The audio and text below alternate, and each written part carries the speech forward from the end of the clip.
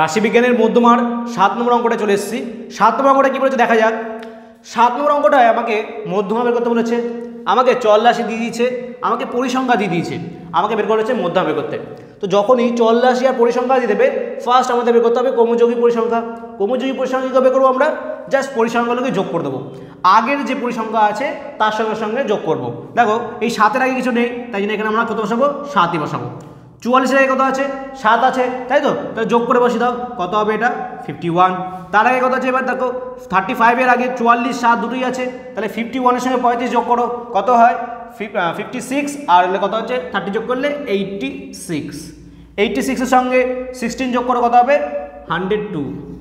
102-এর সঙ্গে 9 যোগ করলে 111, আর 4 যোগ করলে 115, আর 1 যোগ করলে 116। তাহলে আমরা n সমান সমান কত পেয়ে গেলাম? 116। বোঝা গেল? তাহলে ফার্স্ট আমরা n পেয়ে গেলাম। এবার দেখো n সমান সমান পেয়েছি আমরা 116, যেটা কি যুগ্ম। আর যুগ্ম হলে আমাদের মধ্যমা বের করা সত্য কি? তাহলে অতএব মধ্যমা সূত্র হবে হচ্ছে গিয়ে n/2 তম পদ যোগ n/2 + 1 তম পদ ডিভাইডেড 2, তাই তো? এই পুরোটাকে 2 দিয়ে ভাগ করলে আমরা মধ্যমা পেয়ে যাবো। তাহলে n কত আমাদের? 116, তাহলে 116/2 তম পদ, 116/2 + 1 তম পদ ভাগ 2। তো 116-কে 2 দিয়ে ভাগ করলে কত হয়? 5, 8।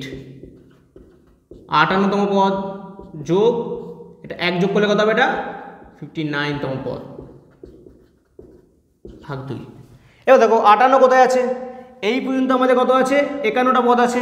এই পর্যন্ত আছে আমাদের 86 পর্যন্ত পদ, তাই তো? তাহলে এই পর্যন্ত 51টা পদ আছে, এখানে আমার 86 পর্যন্ত পদ আছে, তাহলে 58 কোথায় হবে? এর মধ্যেই থাকবে, তাই তো? তাহলে এ 84 কত? এ 84 হচ্ছে কি 2। তাহলে বসিয়ে দাও 58তম পদ কত হবে আমার? তবে 2। 58 যদি 2 হয় 59 কত হবে? ওটাও 2 হবে। তাহলে 2 যোগ 2 করলে কত হয়? 4। 4-কে 2 দিয়ে ভাগ করলে কত আসবে? আমার 2। তাহলে আমার মধ্যমা কত? মধ্যমা হচ্ছে কি আমার 2। আশা করি তোমরা বুঝতে পারলে।